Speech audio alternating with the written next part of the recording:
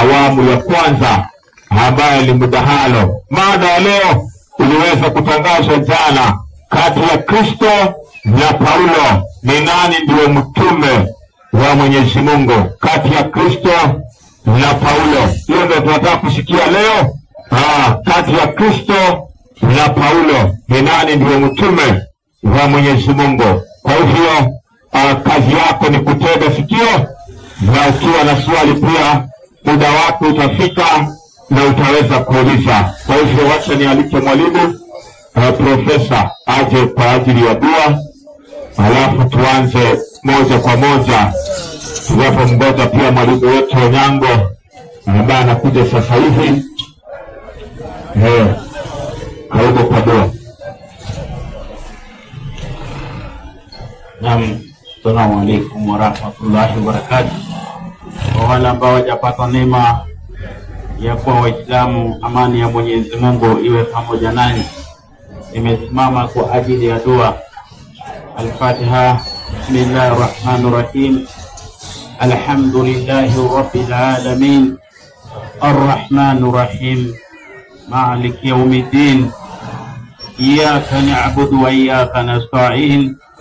اهدنا صراط المستقيم صراط الذين أنعمت عليهم غير المغضوب عليهم ولا الضالين آمين. Kwa hivyo shamaliza kwa dua. Sasa kipindi ni cha mkanange sasa, na mada leo wenye wanaanza mada ni sisi. Kwa hivyo nianze moja kwa moja ama vipi?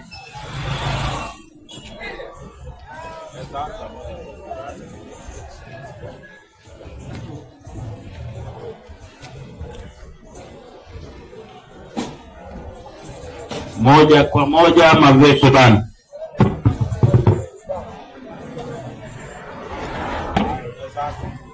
Naam.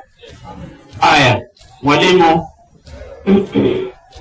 mada ambayo iko mbele yetu ni amani kati ya Paulo na Yesu. Ni nani mtume wa Mwenyezi Mungu? Kwa hivyo utaanza na Qur'ani mwalimu. Unisomee sura ya 3 aya yake ya 33 mwalimu. alafu twende mbio. Inasema a'udhu billahi minash shaitanir rajim. Bismillahir rahmanir rahim. Safi. 3:33. Naam mwalimu.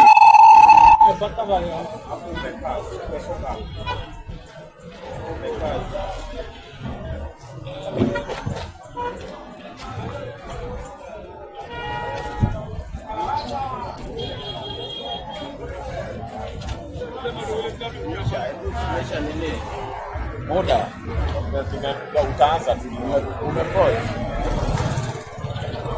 nataka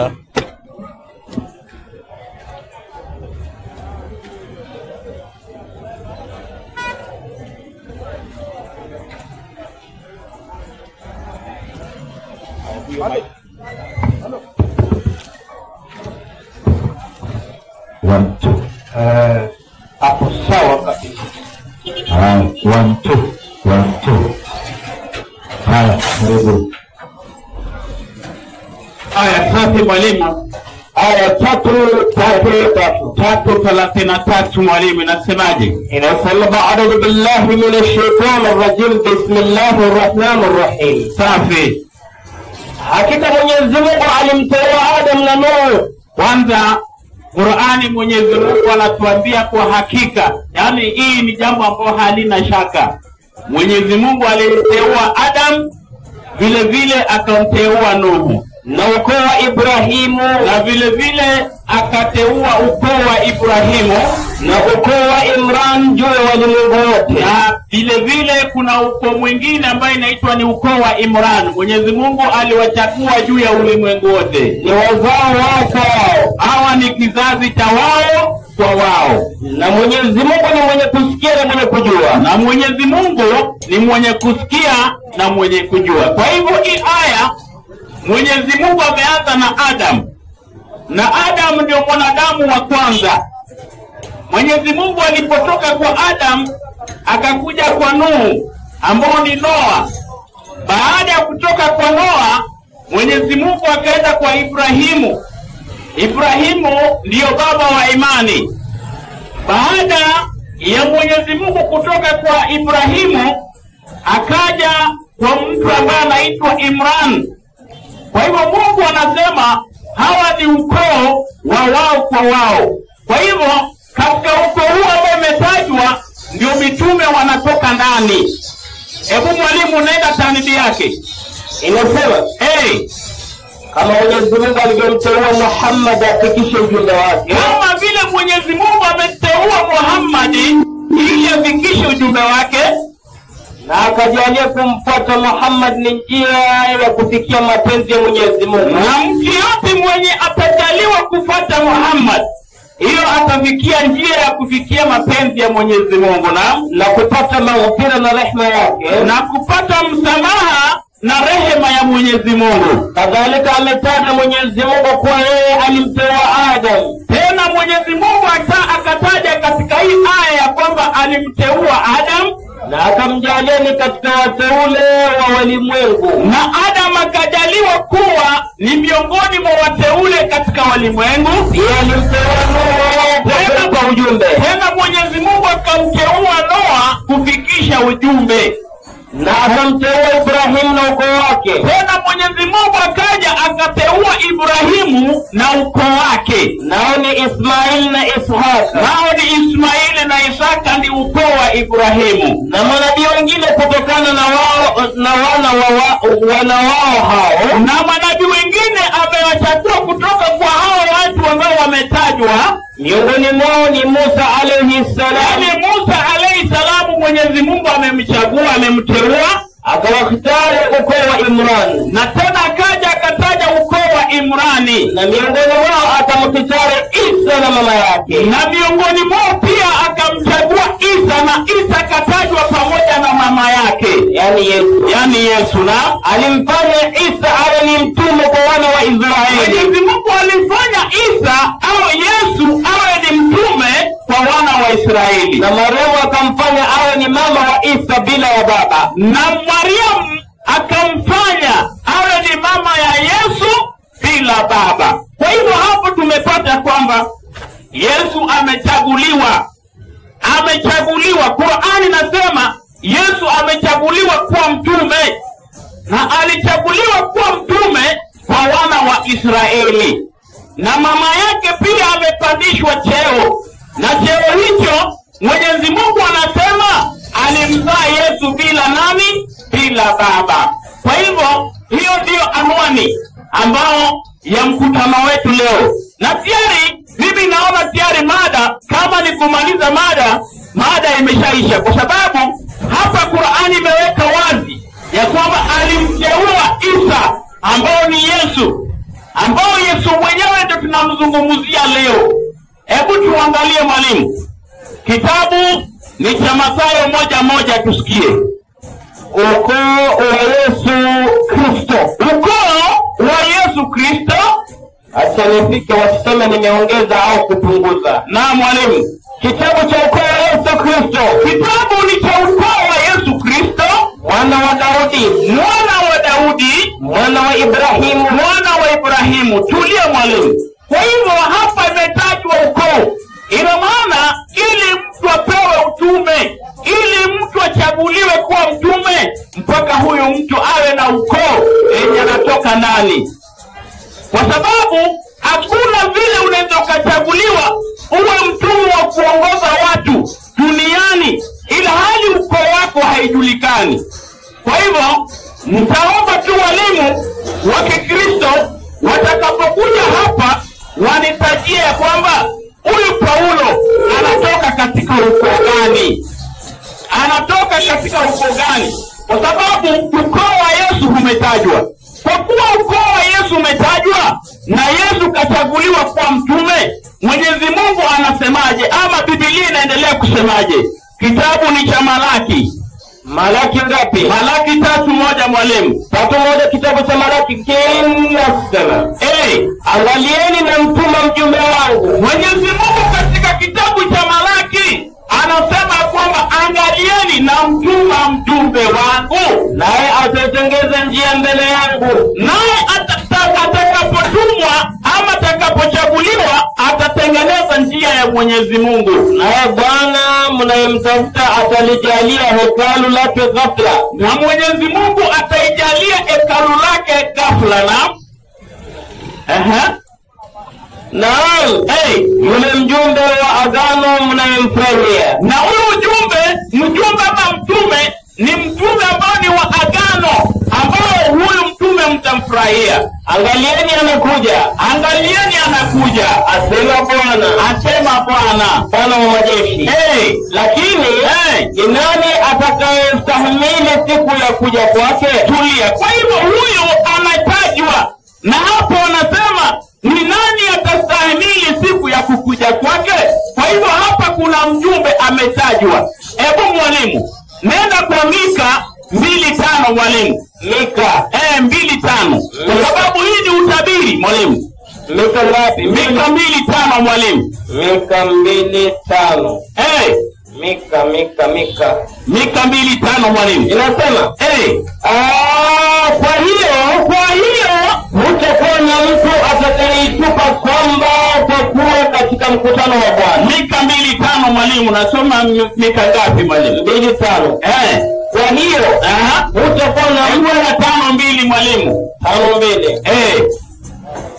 Bali wewe Bethlehemu Efrata. Ndio hiyo mwalimu. Bali wewe nani mwalimu? Bali wewe Bethlehemu Efrata. Bali wewe Bethlehemu Efrata, uliye mdogo kwa miongoni mwa elfu za Yuda.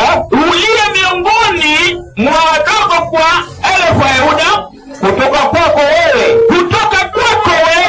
atatokea mmoja atakayekuwa mtawala katika Israeli. Atatokea mmoja ambaye atakuwa mtawala katika nchi ya Israeli, ambaye matokeo yake yamekuwa tangu zamani za kale.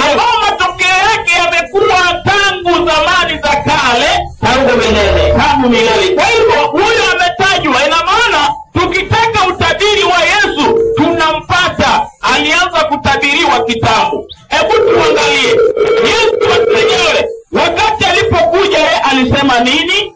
Kitabu ni cha Marko 1:2 mwalimu. Marko 1:2 inasema Marko 2:1:2 1:2 inasema hivi. Naam. Marko 1:2 inasema kama ilivyoandikwa katika nabii Isaya. Kama ilivyoandikwa katika nabii Isaya, tazama na mtuma mjumbe wangu mbele ya uso wako. Tazama na mtuma mjumbe wangu mbele ya uso wako. Yaani haya yametajwa kwa kitabu cha Isaya ya kwamba Mwenyezi Mungu atamtuma mjumbe mbele ya uso ya watu, atakayetengeneza njia yako. Ataitengeneza njia ya Mwenyezi Mungu. Huyu mjumbe atatumwa. Sauti ya mtu aliye nyikani.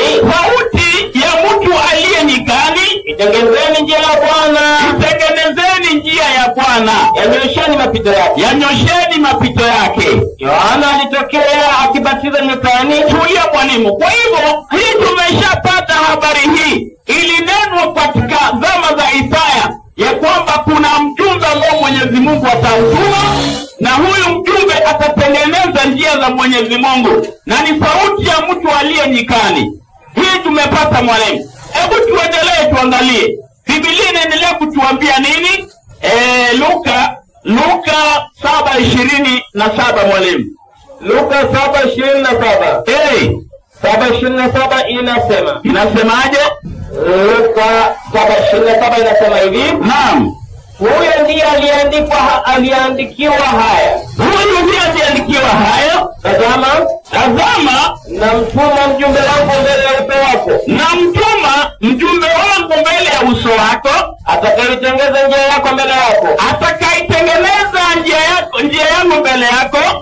Nami nawaambia, katika wale waliozaliwa na wanawake, hakuna aliye mkuu kuliko Yohana. Tulia. Kwa hivyo haya ni maneno ambao tunaambiwa ya kwamba kuna mjumbe ambao hatatumwa, na huyu mjumbe atakapokuja, basi kuna yule ambaye atatengeneza njia yake.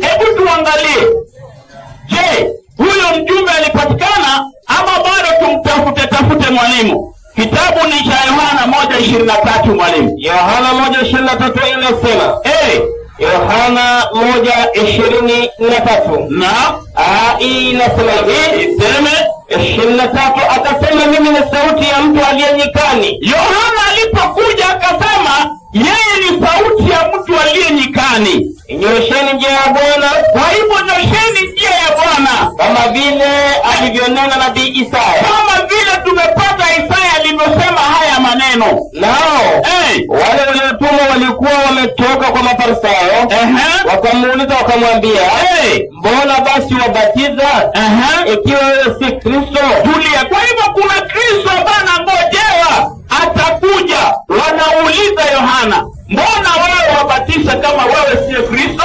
Kwa hivyo yule aliyekuwa ananyoshwa njia yake ni Kristo ambaye ni Yesu. Kwa hivyo Yohana anakuja katika hayo mapito kuonyesha watu ya kwamba yeye ndiye sauti ya mtu aliye nyikani. Hebu mwalimu nisomee 4:18 Luka, tusikie huyu mjumbe alifika ama kufika mwalimu. 4:18 kitabu cha Luka inasema 4:18. Na anasema hivi, roho Bwana yu juu yangu. Yesu alipokuja anasema roho ya Mungu yu juu yangu, kwa maana amenitia mafuta kuwahubiri maskini habari njema. Kwa kuwa amejua mafuta ili ahubirie maskini habari njema. Amenituma kuwatangazia wafungwa kufunguliwa kwao. Kwa hivyo Yesu anasema Mwenyezi Mungu amefanya nini? Amemtuma. Yesu amesema ametumwa na Mwenyezi Mungu. Na mada ya leo imekuwa ya kwamba kati ya Yesu na Paulo, nani mtumwa Mwenyezi Mungu? Kwa hivyo mwalimu, sana unajua ilikuwa Paulo ni mpongwa, na Yesu hapa amekuja kufungua wafungwa. Sasa sijui ndio gani. Kwa hivyo ndio hivyo mwalimu. Yesu anatambua ya kwamba yeye ni mtumwa Mwenyezi Mungu. Wakati anasema ya kwamba yeye ni mtumwa Mwenyezi Mungu, katika ufafanuzi wake anaendelea kuambia watu nini mwalimu? Kitabu ni cha Yohana 5:36 mwalimu. Yohana 5:30 inasema, Yohana 5:30 inasemaje mwalimu? Inasema hivi, 5:30 inasemaje? Mimi siwezi kufanya neno mwenyewe. Mwalimu, na 5:24 kwanza mwalimu. 5:36 mwalimu. 5:36 inasema hivi, tunaenda taratibu kwa mtiririko mwalimu. Lakini ushuhuda nilio nao mimi ni mkubwa kuliko ule wa Yohana. Yesu anasema ushuhuda ambao uko nao ni mkubwa kuliko ule wa Yohana, kwa kuwa zile kazi alizonipa Baba ili nizimalize. Kwa kuwa kuna kazi ambayo Mungu alimpa Yesu ili Yesu azimalize. Kazi hizo zenyewe ninazozitenda, na hizo kazi Yesu anazitenda, zinashuhudia ya kwamba Baba amenituma. Kwa hiyo kazi ambayo Yesu anafanya pia inashuhudia kwamba Mungu amemtuma Yesu. Naye Baba aliyenipeleka, na huyo Baba aliyemtuma Yesu amenishuhudia, pia ameshuhudia. Sauti yake hamkuisikia wakati wote, haikusikika wakati wote, wala sura yake hamkuiona teremuka, wala neno lake hamnalo likikaa ndani yenu. Kwa kuwa ninyi hamwamini yule aliyetumwa na yeye. Kwa kuwa wanadamu hawaamini yule aliyetumwa na yeye, yani aliyetumwa na Yesu. Mbona leo hii tukisema ya kwamba Yesu ni mtume, kuna wale watu ambao hawaamini ya kwamba Yesu ni mtume. Badala ya kuamini ya kwamba Yesu ni mtume, utasikia wanasema Yesu ni Mungu. Utasikia ni Mungu, ila hali Yesu mwenyewe anasema ya kwamba yeye ni mtume wa Mwenyezi Mungu. Haya ni maneno ambayo yanatoka katika kinywa cha Yesu. Na mwendeleo hapo mwalimu, hebu 4:34 kitabu cha Yohana mwalimu. 4:34 inasema, leo Yohana kuna kazi kwa imani. Yesu akawaambia, Yesu anazidi kutangazia watu, chakula changu ndicho hiki, niyatende mapenzi yake aliyonipeleka. Chakula chake ndio hiki, anapenda mapenzi ya yule aliyempeleka, yani aliyemtuma. Nikaimaliza kazi yake, na tamaliza kazi ya yule aliyemtuma. Kwa hivyo Yesu anaendelea kusisitiza kwamba yeye ni mtume wa Mwenyezi Mungu. 5:24 mwalimu Yohana 5:24 inasema, amin amin nawaambia. Yesu anazidi kuambia watu ya kwamba aminini nawaambiani, yeye alisikia neno langu na kumwamini yeye aliyenipeleka. Yeye anayesikia maneno ya Yesu vile vile anasikia maneno ya yule aliyemtuma Yesu na kumwamini yeye aliyenipeleka. Na kuamini yule aliyemtuma Yesu yule uzima wa milele. Kwani ukitaka kujua kuwa na uzima wa milele mpaka ujue ya kwamba Yesu alitumwa na Mungu. Ukijua ya kwamba Yesu alitumwa na Mungu, Yesu anaahidi ya kwamba utapata uzima wa milele. Mwalimu, hebu nenda katika Yohana. Mambo ni Yohana leo tu. Yohana 6:38 mwalimu. Inasema, 6:38, kwa kuwa mimi sikushuka kutoka mbinguni. Yesu anasema kwa kuwa yeye hakushuka kutoka mbinguni ili niyafanye mapenzi yangu, ili yeye haje duniani kufanya mapenzi yake, bali mapenzi yake aliyenipeleka. Bali mapenzi ya yule aliyemtuma. Na mapenzi yake aliyenipeleka ni haya, na mapenzi ya yule aliyemtuma Yesu ni haya, ya kwamba katika wote alionipa nisimpoteze hata mmoja. Wale ambao Mungu alimpa Yesu wasipotee hata mmoja, bali nimfufue siku ya mwisho. Ndio hiyo mwalimu. Kwa hivyo hapo imekauka. Yesu bado anazidi kutangaza kwamba ametumwa na nani? Ametumwa na Mungu. Mwalimu, hebu nenda katika kitabu cha Yohana 7:16 mwalimu. Inasema, basi Yesu akawajibu akasema. Yesu alipokuwa na wanafunzi wake na watu akawajibu akisema nini? Mafunzo yangu si yangu mimi nikiwafundisha, mafundisho yangu si yangu mimi, ila ni yake yeye aliyenipeleka. Ila ni yake yeye aliyefanya nini? Aliyenipeleka. Yeye aliyenipeleka mwalimu. Kwa hivyo hayo ni mafundisho ya nani? Mafundisho ya mtu akipenda kutenda mapenzi yake, mtu akipenda kutenda mapenzi yake atajua habari ya yale mafunzo, yatoka kwa Mungu, yanatoka kwa Mungu. Yani mafundisho ambayo Yesu anafundisha yanatoka kwa Mungu. Hebu turudi kwa Paulo. Wewe mafundisho ambayo unafundisha yanatoka kwa nani? Ama wewe ni mjumbe wa nani? Ama wewe ni mtume wa nani? Mwalimu, nenda katika kitabu cha Wakorintho wa pili 12:6 mwalimu. Wakorintho wa pili 12. Wakorintho wa pili 12:6 mwalimu. Inasema, maana kama ningetaka kujisifu singekuwa mpumbavu. Kwanza Paulo anasema angelitaka kujisifu angekuwa mpumbavu. Ina maana ashatangaza upumbavu wake, na kwa sababu nitasema kweli, kwa sababu atasema ukweli, lakini anajizuia ili mtu asimhesabie zaidi ya haya anayonayo kwake. Ili mtu asimhesabie zaidi ya haya ambayo watu wanaona kwake au kuyasikia kuyasikia kwangu. Na makusudi nisipate kujivuna kupita kiasi. Endelea mwalimu. Na makusudi nisipate kujivuna kupita kiasi kwa wingi wa mafunuo hayo niliyopewa mwiba katika mwili. Yani alipewa mwiba katika mwili wake, mjumbe wa shetani. Kwa hivyo Paulo anasema ya kwamba yeye ni mjumbe wa shetani. Hajasema ya kwamba yeye ni mjumbe wa Mungu. Yeye ni mjumbe wa shetani. Kufikia hapo naona muda umeisha. Mwenyekiti, nafasi ni ya kwako.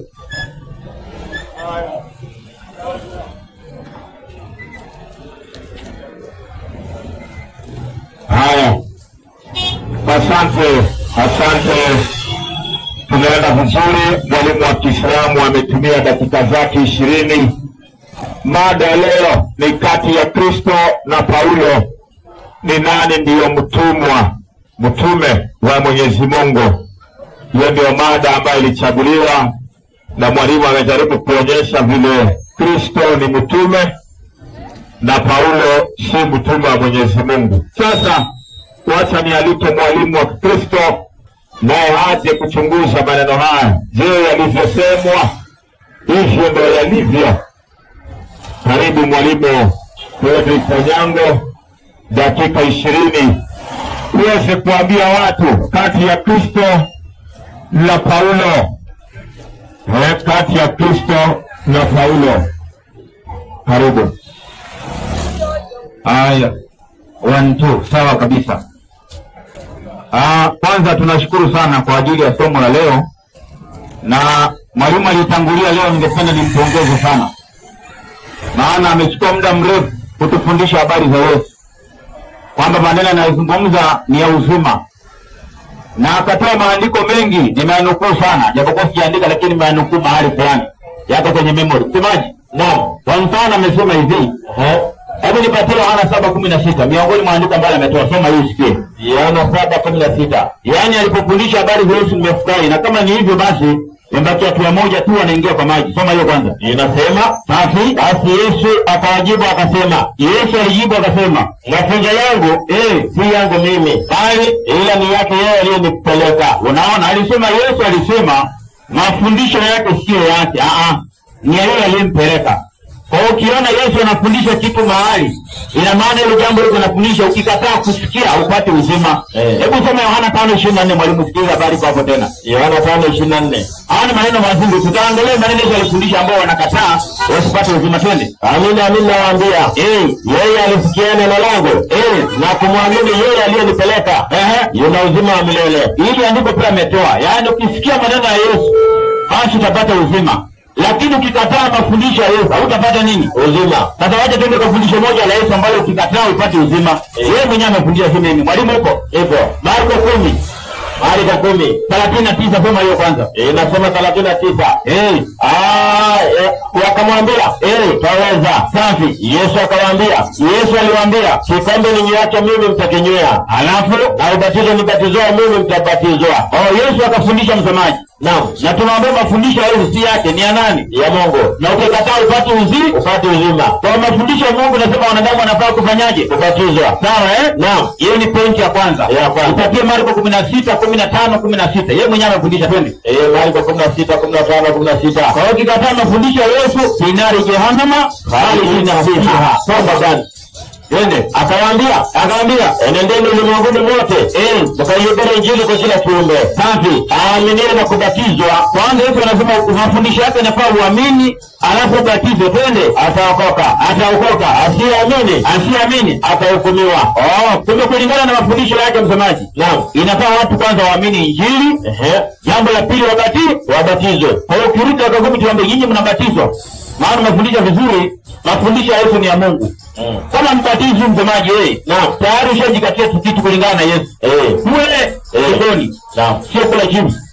Fungua kulingana na mafundisho ya Yesu, sawa Naam. Jambo la pili Yohana alitoa 5. Amesema leo ni Yohana, sawa Kuna andiko moja ametoa nzuri. Yohana 5:28, soma. Yohana 5:28. Akahubiri Yesu ni Mungu kwa mlango wa nyuma. Sikiliza habari. Inasema, basi yule mwanamke akaweka mtungi wake. Yohana 5:28. Kwa mahali sana. 5:28 msisaidie maneno hayo. Kwa maana saa yaja ambao watu wote waliomo makaburini watafanyaje? Wataisikia sauti yake. Kumbe msemaji. Naam. Wale watu wote wako kaburini watasikia sauti ya nani? Ya Yesu. Alafu nao watatoka. Wale waliofanya mema wa ufufuo wa uzima, alafu na wale waliotenda mabaya wa ufufuo wa hukumu. Maana nahubiria watu ambao kwamba Yesu ndiye anakuja kufufua kufufua. Sawa na mwenye kufufua si nabii ni nani? Ni Mungu. Unanipata upendi wa mwangu sana. Kwa wamehubiria watu kwamba Yesu ndiye anafufua. Si Muhammad, sio Musa, wala si Ibrahimu. Maana wote wako kaburi hili. Kwa Yesu ndiye mwenye kufufua. Barikiwa sana ndugu yangu. Kija tena endelea hivyo. Hii ni hatua kubwa walimu. Kabisa. Qur'ani 2:21 nimsaidie kwa kutufundisha habari za Yesu kwa zaidi. Twende. Amepiga hatua kubwa. Yaani hata leo kwa kazi Yesu sina shida. Hapo tuna shida na Paulo. Yesu hana shida. Hana shida. Sasa shida yake anakubali mafundisho ya Yesu nusu. Yaani ni kama yule mtu anasema mimi nakula mimi si nguruwe. Lakini sipo na kunywa. Hapo ndio mali kuna ujanja. Soma. Enyi watu, maabuduni Mola wenu safi ambaye amekumbeni nyinyi na wale wa kabla yenu. Hao ni Waislamu wanaambiwa ili mpate kuokoka. Kumbe hawa wanafaa wafanyaje? Waokoke. Sawa mwalimu maana bado hawajaokoka. Njia wanayo hawana, maana Yesu kafunza njia huko. Nipo. Qur'ani 5:35 turudi kwenye mada twende. 5:35. Mambo mazuri inasema nyinyi mliamini Waislamu mteni Mwenyezi Mungu alafu na tafuteni njia. Kumbe mambo atafute nini? Njia. Nikikwambia tafuta maji uko nayo? Asina. Ya kufanyaje ile njia? Ya kufikiria. Kufikiria pepo yake. Hiyo njia iko wapi mwalimu? Upo? Nipo. Qur'ani 43:61. Leo tunahubiri habari za Yesu. Vijana barikiwa sana twende. 43:61. Na kwa kweli yeye Nabii Isa huyu Yesu ni alama ya kiyama. Kumbe Yesu ndiye alama ya nini? Ya kiyama. Ukiona Yesu umeona nini? Kiyama. Unaona habari mwalimu Naam. Yeye anafundisha yeye anafufua barikiwa sana. Na usije baadaye kukataa. Mwenye anafufua ni Yesu. Hiyo imekauka ishara kwa dini pale. Endelea mwalimu. Kwa kinaweza kutukaribia. Safi. Usikifanyie shaka. Na nifuateni. Maliza. Yesu ndio nini? Ndio njia iliyonyoka. Kumbe ukifuata Yesu ndio njia iliyonyoka. Wale wengine sio nini? Sio njia iliyonyoka. Umenipata mwalimu Sana. Tena Yesu ndio kiyama. Nipatia lugha marijani. Leo tunahubiri habari za Yesu. Barikiwa sana. Yesu tu mwalimu. Ile njia nyingine ni feki. Ile nyingine ni feki. Ukifuata Yesu ndiye amenyoka. Kwa nini? Maneno yake ni uzima, yeye ndiye anakuja kufufua. Sawa mwalimu Safi twende. Barikiwa sana profesa kwa mada ulichagua mwenyewe twende. Alula marijani. Ndio hiyo. Kurasa 51 twende. Hadithi ya 95. Safi. Hadithi ya Abu Hurairah. Anasemaje? Amesema Mtume wa Allah amesema, Muhammad amesema, na hapa kwa ambaye nafsi yangu iko mkononi mwake. Yaani Muhammad alikuwa na hapa kwa yule ambaye roho yake iko mikononi mwake. Karibu atateremka kati yenu. Huyu mtu ambaye Muhammad alimpa roho yake hivi karibuni anashuka kutoka mbinguni. Twende. Mwana wa Maryam. Kumbe ni mwana wa nani? Wa Maryam. Maliza kidogo. Atahukumu kwa uadilifu. Kumbe ni Muhammad anajua Yesu anakuja kufanyaje? Hukumu. Ndio maana roho yake akapeana mikononi mwa nani? Wa Yesu. Sasa hawa pia nafaa roho zao msemaji. Wampe nani? Yesu. Sawa Naam. 19 Warumi. Asante sana. Somo zuri sana twende. 19. Habari za Yesu hizo. Hiyo ndio wokovu uko wazi. Ukikubali tu basi kazi inakuwa rahisi twende. 19 anasema ndio hapa nimefika nasema kwa sababu ukimkiri Yesu kwa kinywa chako, ukikiri Yesu kwa kinywa chako ya kuwa ni Bwana na kuamini moyoni mwako ya kuwa Mungu alimfufua katika wafu, utafanyaje? Utaokoka. Basi kazi inakuwa rahisi. Tunarudi katika Biblia msemaji. Naam. Ukitaka kumwelewa Yesu aswa ni nani? Kwanza hilo ndio swali. Naam. Yesu ni nani? Kama mwalimu Naam. Maana hawa wanamuona kama mtume. Wengine walimuona kama mwana wa Mariamu. Naam. Mwana Yusufu. Mwana Ibrahimu. Mwana kondoo. Unapata mwalimu Naam. Sasa Yesu ni nani? 3:11 wa Kolosai soma. Inasema 3:11. Hapo hapana Myunani wala Myahudi. Safi. Kutahiriwa wala kutotahiriwa. Mgeni wala mshenzi. Alafu mtumwa wala muungwana. Bali Kristo huyu Yesu ni yote. Kumbe Yesu ni yote na katika yote. Kumbe Yesu ni yote na katika yote. Sawa mwalimu wangu Naam. Kwa hiyo kumweka Yesu sio mmoja. Sawa mwalimu Kurudi kwa Injili ya Yohana. Yeye alisema tunahubiri na Yohana na hiyo Yohana amekubali. Uko na Farisi? Farisi wapo Farisi hapo. Hapo hapa Hebu nipatie 3:61 tanbii. Kuna kitu nataka hapo. 3:61 tanbii. Alafu tuje kwa Injili ya Yohana. Maana leo tunahubiri habari za Yohana. Twende.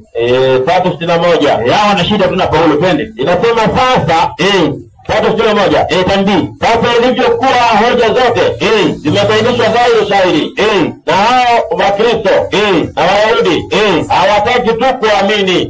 Basi wanaambiwa wakusanyike pamoja na mtume na waapize kuwa aliye Mungu limfike hili na hili na dash. Basi mtume aliwatajia shauri hili, lakini waliogopa wakalikataa. Ikadhihiri kwa watu wote kuwa ni uongo kweli. Subiri, kuna mafundisho mengine msemaji. Naam, Wayahudi na Wakristo hapo wakubali waziwazi. Maana waliyapima kuna Torati hayaingii, pia na Zaburi hafanyi nini? Hayaingii. Hayaendani sawa. Ndio maana tungekubali kila kitu kuhusu Yesu. Kwa hiyo tuhubiri kuhusu Yesu kwamba ni mtume peke yake, umepiga hatua ya kwanza. Naam. Kuna hatua ya pili hujapiga, kuna kitu hujafahamu. Kwa nini mwalimu? Naam. Nipo. Si alihubiri Injili ya Yohana? Twende Yohana 1. Safi kabisa. Yohana 1:1. Safi kabisa. Ndio hapo. Hapo mwanzo ulikuwa neno. Safi. Naye neno alikuwa kwa Mungu. Naye neno alikuwa Mungu. Kwa ukija raundi zako za 10 utueleze huu neno alikuwa kwa Mungu mwanzo. Alikuwa ni nani? Ambaye baadaye msemaji alikuwa ni Mungu. Piga 14 nasema naye neno alifanyika mwili akakaa kwetu nasi tukauona utukufu wake, utukufu kama mwana pekee atoka kwa Baba. Amefanyaje? Amejaa neema na kweli. Hiyo ni habari za Yesu, sawa Naam. Kwa aliposhuka kavaa mwili hao wakamwona ni mtume tu tosha. Haya mengine hakuna. Na akakuja tena mwalimu akatoa ushuhuda wa Yohana. Huyu jamaa mahubiri habari za Yesu mpaka nimefurahi. Naam. Ametoa kwenye tabiri zake katika Mika akatoa. Akaja kwa Malaki pia akatoa. Jinsi Yohana alishuhudia Yesu kama huyu jamani, mimi nimekuja kutengeneza njia zake. Yohana anasema huyu ni mkuu kuliko mimi. Kumbe mwalimu. Yesu ni mkuu kuliko manabii, sawa Yohana pigi hata kulegeza kidamu ya viatu hawezi. Sasa kama hawezi msomaji, atakuwa Yesu ni nani? Nipo. Ufunuo 22:13 soma. Ufunuo 22:13. Leo kuna kazi ngumu. Inasema kazi zile kumwondoa Yesu nafasi yake. Twende. Mada leo nyepesi sana ni kuongelea tu. Mimi ni Alfa na Omega. Safi. Mwanzo na mwisho. Unaona mwalimu Naam. Ibrahimu si Alfa na Omega. Musa sio Alfa na Omega. Muhammad hata nusu ya kukaribia hakuna kabisa. Huyo hata usitaji. Sawa Naam. Hakuna nabii anafika kwa kiwango. Mwalimu wangu. Naam. Qur'ani 57 aya 3 soma. 57 aya ya 3. Leo mwalimu mada ni nyepesi, kazi ni rahisi tu. Tatizo ni Paulo. Sija kwenda kwenye kitu wanikumbusha. 57:3. Safi. Inasema yeye ndiye wa mwanzo na ndiye wa mwisho. Mwenyezi Mungu ndiye wa mwanzo na ndiye wa mwisho. Biblia inasema Yesu ni Alfa na nini? Na Omega. Manipata kamili kabisa. Qur'ani 24:35. Leo tunazungumzia Yesu ni nani? Twende. 24:35. Safi. Inasema Mwenyezi Mungu ni nuru ya mbingu na ardhi. Kumbe Mungu ndio nuru ya mbingu na nini? Na ardhi. Yohana 8:12.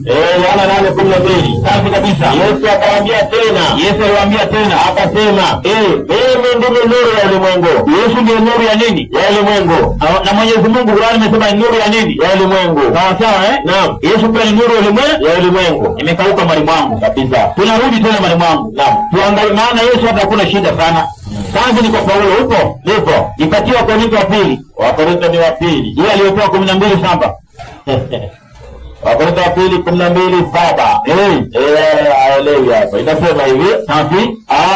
Na makusudi msipate kujivuna kupita kiasi. Safi. Kwa wingi wa mafunuo hayo. Na alipewa mwiba katika mwili. Paulo alipewa mwiba katika mwili, mjumbe wa shetani, ili anipige nisije nikajivuna kupita kiasi. Paulo amesema ni mtume wa shetani. Sio kama mwalimu ni ngumu Naam. Hebu rudia tena polepole. Inasema kwa wingi wa mafunuo hayo. Na alipewa mwiba katika mwili. Kumbe Paulo katika wingi wa mafunuo hayo alipewa mwiba, si alipewa ufunuo wa shetani. Alipewa mwiba katika mwili.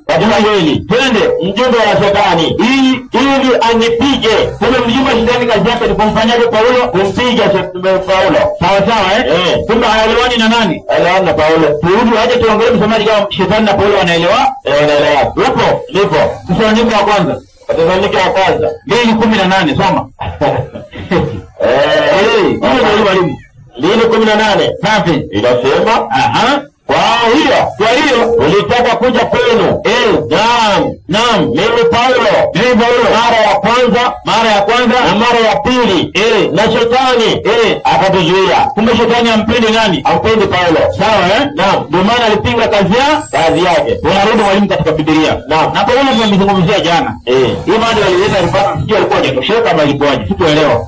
Petro wa pili mwalimu. Petro wa pili 3:15.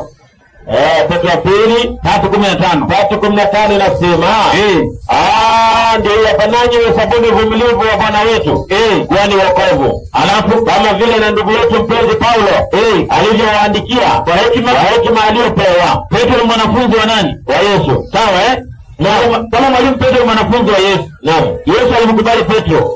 Petro akamkubali Paulo. Upo Naam. Haya maliza. Vile kama katika nyaraka zake zote pia, nyaraka za Paulo zote pia akitoa hizo habari za mambo hayo. Katika nyaraka hizo, hii barua za Paulo, yamo mambo ambayo ni vigumu kuelewa nayo. Na mambo hayo, barua za Paulo, watu wasio na elimu, mtu kama hana elimu, wasio imara, ambaye sio imara, uliyapotoa kama vile watapotoavyo na maandiko mengine kwa uvunjivu wao wenyewe. Kumbe maandiko Paulo msemaji. Naam. Kama una elimu ya kimbingu, wewe hauko imara. Naam. Huwezi kuelewa nyaraka za Paulo, huwezi kuelewa. Ni ngumu. Hizi nyaraka msemaji. Naam. Za Paulo nani alimpa upo? Nipo. Nipe Minhajul Muslim. Ukurasa 42. Kazi kabisa. Mambo yanakwenda taratibu. Taratibu tu, hakuna kazi ngumu, twende. Leo tushapata kumbe Yesu ni mambo. Dada hakuna shida. Kabisa. Nafikiri shida ni Paulo tu. Hata leo mada Yesu tuliweka pembeni. Maana shamkubali ndio kila kitu, twende. Inasema Muislamu anaviamini vitabu vyote alivyoviteremsha Allah. Na nyaraka alizowapa baadhi ya mitume wake. Kumbe kuna mitume walipewa nini? Nyaraka. Yaani barua twende. Mtume ni Paulo. Huyu ni Paulo Umesikia mwingine? Hakuna jasusi Ibrahim. Kuna hiyo ni hadithi za Paulo. Sawa so Ibrahim wa Musa. Hakuna mwalimu wangu. Sawa nyaraka Paulo alipewa. Huyu kwa baruani msemaji wote pembeni nation unasema maliza. Muislamu anaamini kwamba yaliyomo katika vitabu hivyo na nyaraka hizo ni maneno ya Allah, ni maneno ya Mwenyezi Mungu aliyopeleka kwa mitume wake. Na jana tukauliza mwalimu, hivi nakauka hivi Muislamu wewe unasemaje Paulo si mtume? Ulijuaje? Kwanza ulijuaje? Qur'ani 40 aya 78 soma. Tarifi. Sikiliza habari kwanza. Leo mwalimu nafikiri hiyo kazi kwa Yesu ni pembeni. Kazi iko kwa Paulo. Kwa Paulo tu. Na kwa yakini tuliwatuma mitume kabla yako. Wengine katika hao tumekusimulia majina yao na nini? Na habari zao. Na wengine hatukukusimulia. Kumbe msemaji. Naam. Ile list orodha ya manabii. Naam. Muhammad hakupewa. Hao walijuaje Paulo si mtume? Hapo ndio kuna maswali. Na kibarua ilikuwa wakuja nayo leo. Sio wakuja nayo. Hata wana list watatuambia kwenye box labda list tutasomea sawa Naam. Kwa Muhammad hakupewa list ya manabii wote. Hajui tamana, hajui sana msemaji, hajui. Hana yote kabisa. Upo mwalimu Nipo. Anipatie sehemu ya pili. Una mkweli hapo? Mkweli yupo. Hivyo juzuu ngapi? 3 na 4. Safi. Yaani wewe unapaja tu mnaweza kuchukua. Asante kulamini twende. Huko mjumlisho nyuma kwa kwanza 298 twende. 298. Nani mafundisho Muhammad ambaye apingike kwa mzima twende. Inasema hivi, na jumla ya manabii, ni 100 na nini? Na 24. Kwa Muhammad anafundisha. Manabii wote Mungu alituma duniani ni wangapi? 124,000. Hao wote naam, twende 2024 na baina yao ndio hao 313 mitume mursalin. Alafu nimepata tofauti baina ya nabii tu na mitume mursalin katika mlango wa utume wa Yunus. Kumbe msemaji naam, tunataka leo list kazi kwa rahisi. Naam, hiyo list itoke. Paulo kama jina lake hakuna hapo ndani. Tunavaa kanzu. Sawa tunaanza kutaja Muhammad kesho kabisa. Tunamswalia mtume kwa baruani tena. Muhammad wakitoa tu bana. Tunamswalia mtume hapa. Kazi inakuwa nyepesi. Twende sio kwa Yasin. Wewe ndio ametoroka mwalimu wao. Washaelewa ndio hivyo. Sabatiza pia mbaki. Bakia wawili wamekula kona. Hapa ni ubatizo mbaki. Na ubatizo ni bure. Bure tu. wakiogopa maji tutachemsha. Tena wamefundisha maneno ya Yesu ni ya uzima. Hiyo point mwalimu usisahau. Na maneno ya Yesu ni ya uzima. Ukikataa upate nini? Upate uzima. Hiyo point imeingia mfukoni. Twende sana. Yasini ngapi? Yasini 13. 13 nasema na wapigie mfano wa wakazi wa mji walipowafikia waliotumwa. Tulipowatuma wawili safi wakawakanusha. Alafu basi tukawazidishia nguvu kwa mwingine watatu. Kumbe msemaji. Na hii tulieleza jana. Qur'ani inasema kuna tauni ambayo Mungu alituma manabii wao mitume wawili. Baadaye wakakataliwa. Akaongeza watatu. Twende tanbii. Tanbii nasema baadhi ya wafasiri wanasema mji huo mji ni Antiokia. Ndio neno Ibn Kathir ya Kiingereza inasema data alikuwa ni Paul kama mwalimu wangu akatia nguvu na Barnaba mwingine akaongezewa hapo. Kwa leo watakuja tuambie hawa wajumbe msomaji walikuwa ni kina nani na majina yao walikuwa ni yapi wakija tueleze habari. Mwalimu Biblia inasemaje? Biblia upo? Biblia Mungu anasemaje kuhusu mtumishi wake Paulo? Tumalizie. Upo ipo. 9:1 Warumi. Yaani haipingiki. Hiyo haipingiki imekauka. Inasema Paulo mtume wa Kristo Yesu aliyeitwa kuwa mtume na kutengwa aihubiri injili ya Mungu. Kumbe Paulo aliitwa kuwa mtume na akatengwa kuhubiri injili ya Mungu. Galatia 1:1 nimalizie na hapo mwalimu naweza kuketi, itakuwa mada imekuwa rahisi. Paulo mtume si mtume wa wanadamu. Paulo si mtume wa wanadamu wala kutumwa na mwanadamu bali na Yesu Kristo na Mungu Baba aliyemfufua kutoka kwa wafu. Hiyo imekauka. Paulo ni mtume. Andiko Paulo si mtume sijawahi kuliona. Ni visababu tu vinatolewa. Hiyo ndio inaleta kwenye maandiko. Nafikiri mwenye kitu kwa hayo naomba niketi, maana kazi leo ni nyepesi. Nimeshapata maneno ya Yesu ni ya uzima, wala anayepinga anaenda motoni. Baadaye tutakutana kwa maswali hapo. Haya, mwenye kiti, haiki hapo. Hata ni maacha sekunde hizo. Haya, asante kwa kipindi hicho. Awamu ya kwanza tumemaliza. Mwalimu wa Kiislamu alianza akachukua dakika zake 20. Mwalimu wa Kristo pia naye amekuja kudhibitisha kwamba kati ya Kristo na Paulo ni nani mtume. Sasa tunaenda awamu ya pili ambayo tunaenda dakika 10. Wacha nialike mwalimu wa Kiislamu kwa dakika 10 naye pia aseme yale ambayo atanayo kwa dakika 10. Yes, mwalimu. Sawa. Nadhani umewasikiza na umewaona. Yaani wamechanganyikiwa, mara Yesu Mungu, mara anafufua, mara ni mtume. Sasa katika hii hali kweli yaani mmechanganyikiwa. Yesu mmechanganyikiwa. Anasema kwamba Yesu ndiye atakuja kufufua. Mwalimu, balaa kubwa. Nenda kwanza kwa kitabu cha Matendo ya Mitume 22:22. Matendo ya Mitume 2:22. 2:22 mwalimu. Matendo ya Mitume inasema hivi. Lakini aliposikia kwamba Erekelao anamiliki. Mwalimu, Matendo ya Mitume 2:22. 2:22 Matendo ya Mitume. Na hapa nataka Wakristo wasikize vizuri. Juu mimi Matendo ngapi? ni kama najadiliana na wasiokuwa Wakristo. Hawa nimeanza kuwashuku. Hawa watu si Wakristo. Sababu Mkristo hawezi akakuwa na fikra kama ya hawa. Mwalimu, comedian. Matendo ya Mitume 2:22. Enyi waume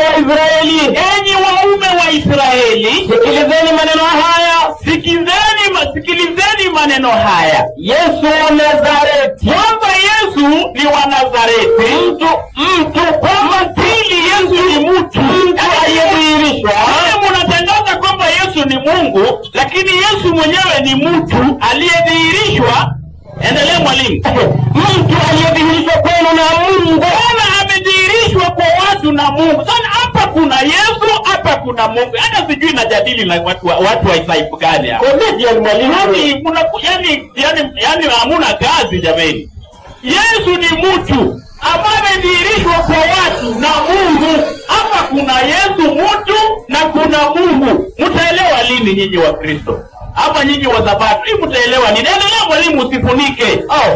Usifunike. Mimi nilikuwa nimetoka. Wewe huko. Inaendelea kusema. Mimi shinabidi inaendelea kusema. Enyi wana wa Israeli, sikilizeni maneno haya. Sikilizeni maneno haya enyi waume wa Israeli. Yesu wa Nazareti, mtu aliyedhihirishwa kwenu na Mungu.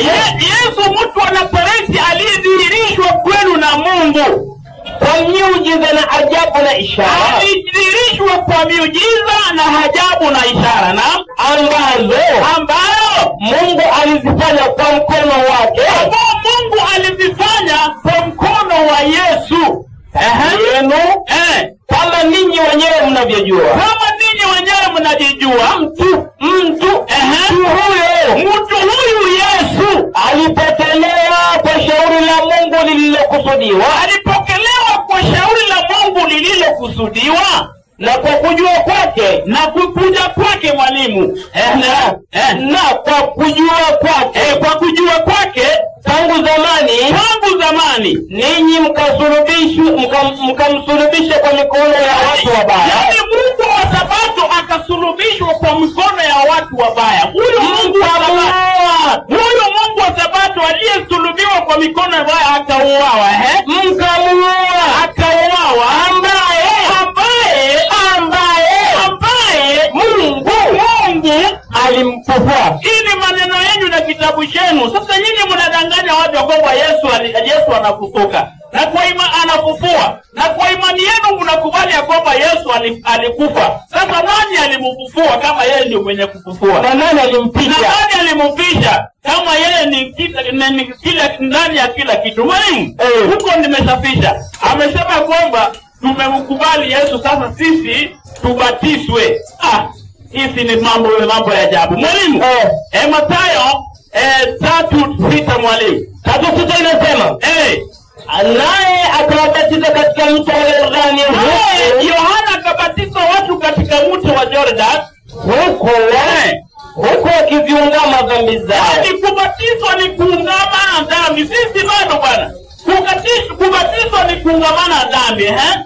Piga tanibi yake mwalimu. Maelezo yake katika Biblia ya implemento inasemaje? Wakati huo Galilaya ilikuwa chini ya utawala wa Herode. Hapo mwalimu. Anaendelea kusema hivi.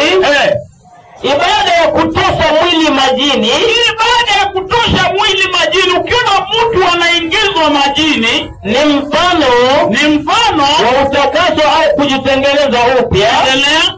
Ibada kama hiyo ambayo tunaambiwa tufanye sisi Waislamu tubatizwe, ilijulikana na kutendeka katika dini za kipagani.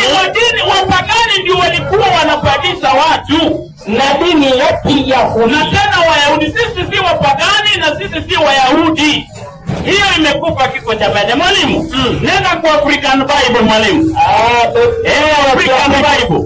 Yaani tumezibeba kama zote. Hata wa 2214. 2214. Nyuma kwa kabisa mwalimu. 2214 inasema. Kwa haraka mwalimu. Ubatizo, watu ambao sikizeni, ukisikia neno ubatizo, ni kitenzi kubatiza, ya kubatiza.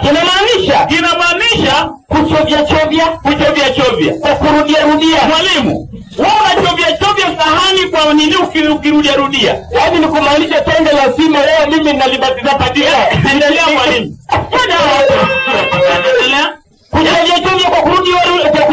Kuchovya kwa kurudia. Kuingiza ndani ya maji. Hata besheni ukiingiza ndani ya maji umebatiza. Kuzamisha vyombo, ukizamisha ndani ya maji umebatiza. Kusafisha kwa kuchovya au kuzamisha. Kusafisha vyombo na kuchovya na kuzamisha, hiyo unabatiza. Kujiosha mwenyewe. Ukijiosha wewe mwenyewe, hiyo unajibatiza. Kama ni hivi tunafanya kila siku. Kwani sisi hatuoge? Umesikia Waislamu hawaogi? Sisi tunaoga bwana. Kujiosha mwenyewe. Kuoga. Kuelemea. Yohana Mbatizaji bila shaka alikuwa mtangulizi wa moja kwa moja wa ubatizo wa Kikristo. Kulia mwalimu. Kwa hivyo tushaambiwa maana ya ubatizo. Kama hujui ndio hiyo, mimi naoga kila siku, ina maana najibatiza kila siku. Na nikiosha masahani nabatiza masahani kila siku. Usituletee maneno hapa. Mwalimu, bado tunarudi pale kwa Paulo. Hebu tuangalie mafundisho ya Paulo ambao tunaambiwa ya kwamba huyu Paulo ni mtume. Hebu tuangalie mwalimu. Soma Wagalatia 3, kitabu cha Wagalatia. Wagalatia ngapi? Wagalatia 5:13 mpaka 15. Huyu mtume 5:13 inasema, kwa haraka mwalimu. Nimeipata bila shaka, maana ninyi ndugu mliitwa mpate uhuru. Lakini uhuru wenu sio sababu ya kufuata mwili, bali tumikianeni kwa upendo. Naam. Maana Torati yote imetimilika katika neno moja, nalo ni hili, umpende jirani yako kama nafsi yako. Ulipoenda 5:13 kwa haraka bana. Ndio hiyo nasoma 5:13. Ndio hiyo 5:13 mwalimu. Anda 14 kwa haraka. 14 inasema, maana Torati yote imetimilika katika neno moja, nalo ni hili, umpende jirani yako kama nafsi yako. Upende jirani yako kama nafsi yako. Yaani upende jirani yako kama nafsi yako. Mwalimu, hii mbele sijui kama endelea mwalimu. Mimi sikuandika. Lakini kwa kuwa umeshapenda jirani yako, lakini ukiumana na jirani yako, kulala na kukulala na jirani yako, angalieni. Sasa hii ni maneno ambayo mtume anaweza kufundisha mtume ya Mungu. Wewe upende jirani yako. Baada ya kumpenda kama nafsi yako, muumane na mukulane na muangalie msiangamizane. Hiyo ni maneno ya Mungu kweli. Mtume wa Mungu anaweza fundisha vitu za ujinga kama hizo. Mwalimu, hebu nende kwa 9:11.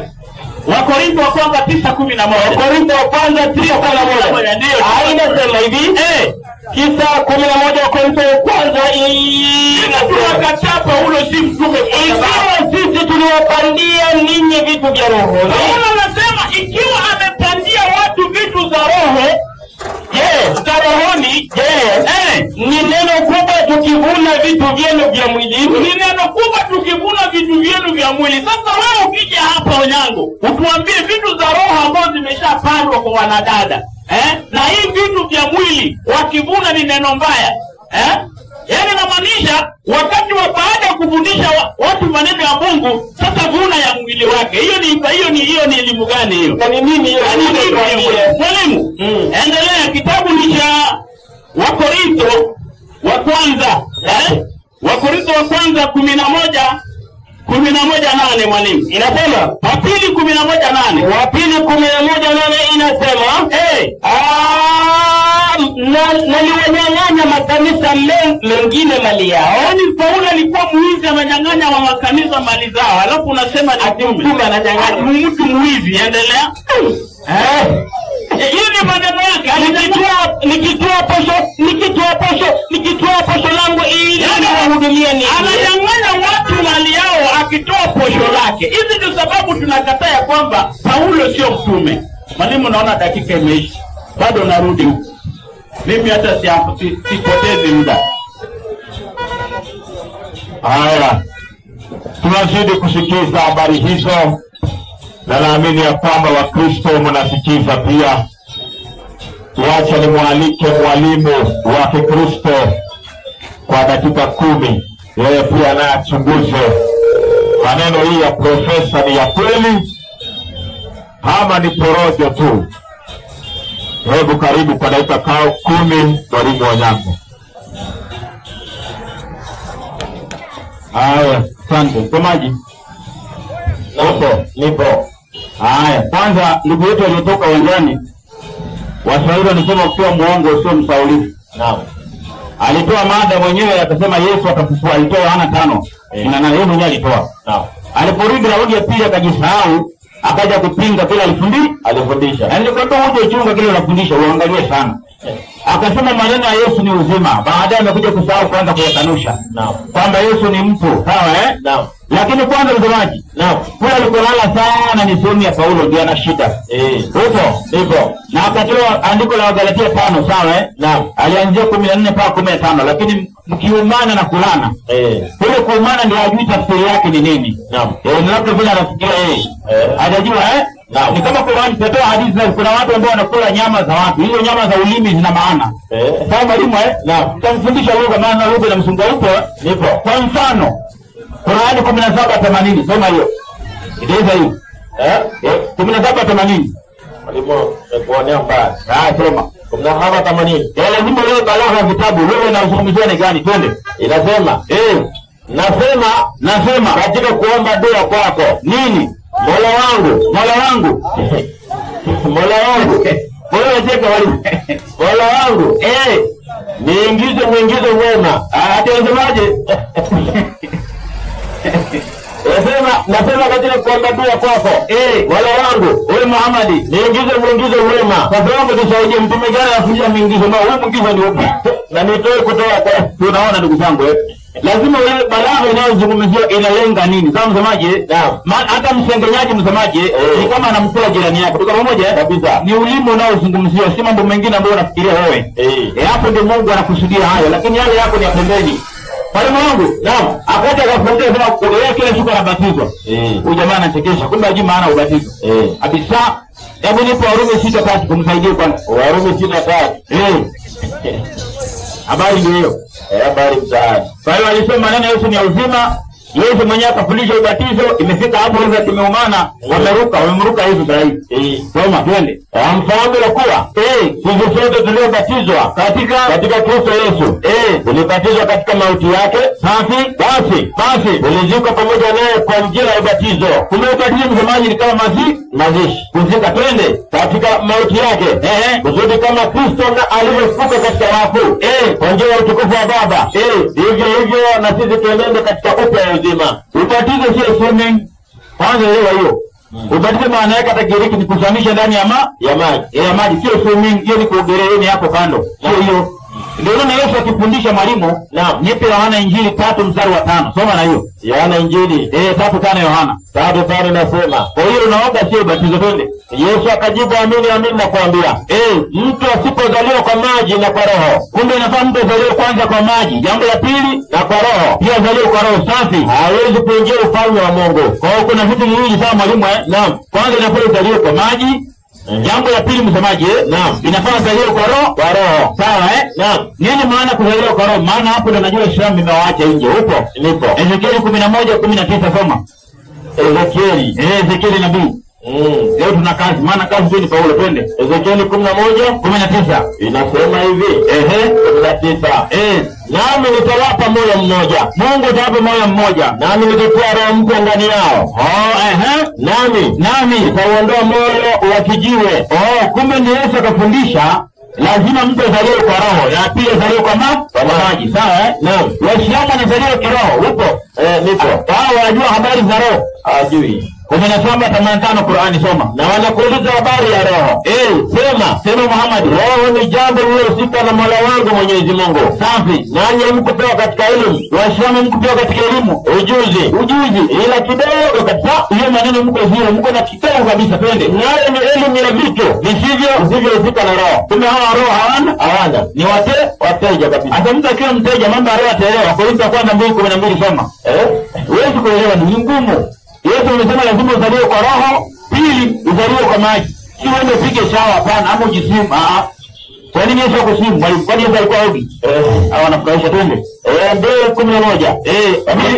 2:11 Wakorintho wa kwanza 2:12 soma. 2:12 safi. Inasema hivi lakini sisi hatukuipokea roho ya dunia bali roho atokayo kwa Mungu ili makusudi tupate kuyajua uliyokirimiwa na Mungu. Kumbe Wakristo mwalimu hawakupokea mafundisho ambayo yametoka kwingine. Sawa bali roho atokayo kwa Mungu. Sawa na ili uwe mfuasi wa Yesu hawa wametufundisha, na ninarudia, hebu soma Yohana 7:16. Maneno yake narudia, soma hiyo. Yohana 7. Wakisema maneno ya Yesu ni maneno ya uzima. Sijasahau. Na maneno ya Mungu. Ukiyafuata unapata uzima. Soma mwalimu. 7:16 inasema basi Yesu Akajibu akasema, Yesu alijibu akasema, mafunzo yangu si yangu mimi, ila ni yake yeye aliyenipeleka. Kumbe mafundisho ya Yesu msemaji, naam, si ya Yesu.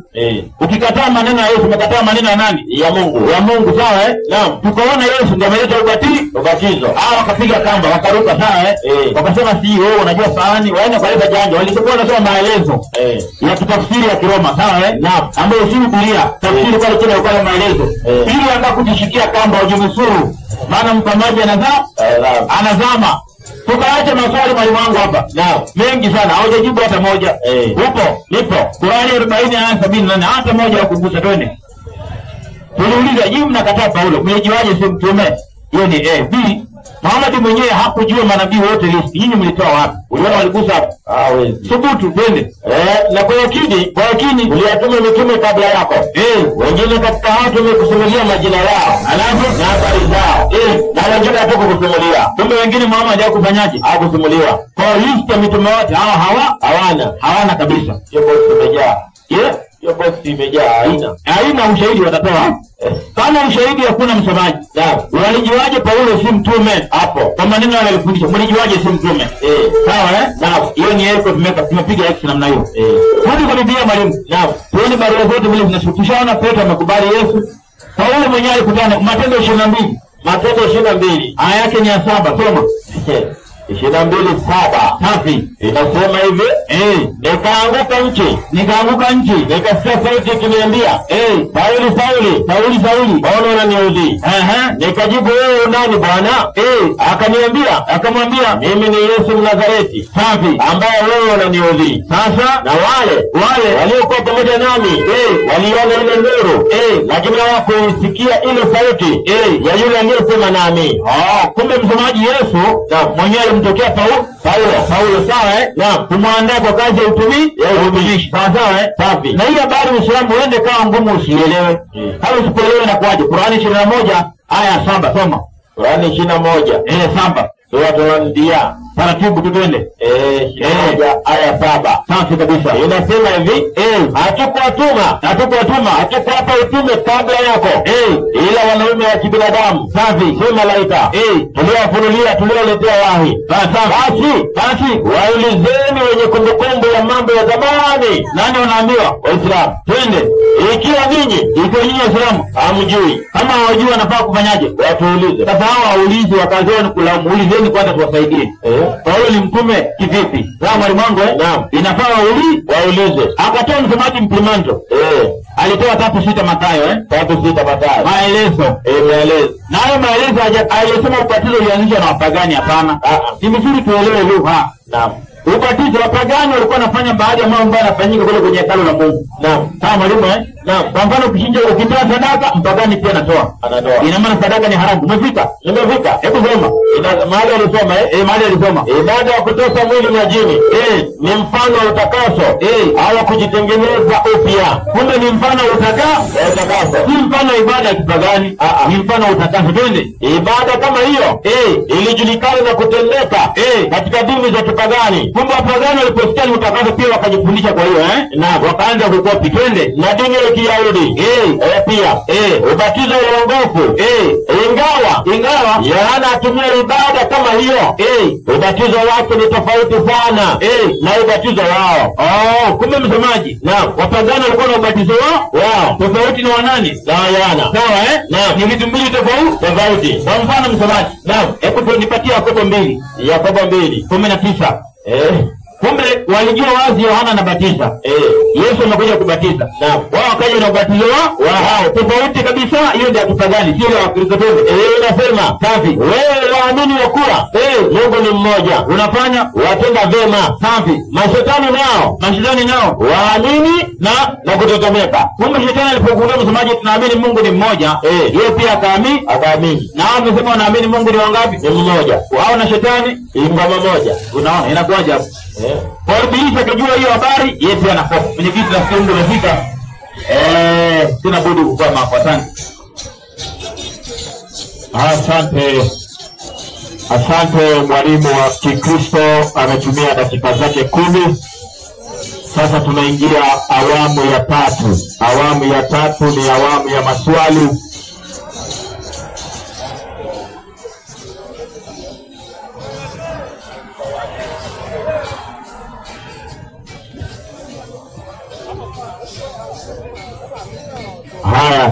tunaingia kipindi ya maswali, na maswali hii tunaanza na Wakristo.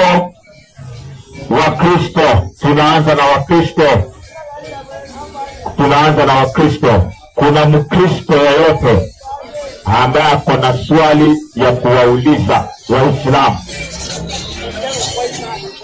kwa hii mada tunazungumzia? Mkristo ambaye ana swali ya kuuliza Waislamu. Kunaye? Nafasi iko hapa. Jo. Uulize Waislamu. Mkristo yote ana swali ya kuuliza Waislamu.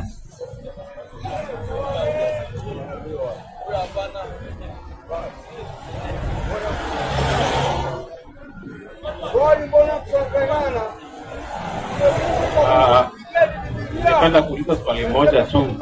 Nani aliye Muhammad? Nani aliye msilimu Muhammad?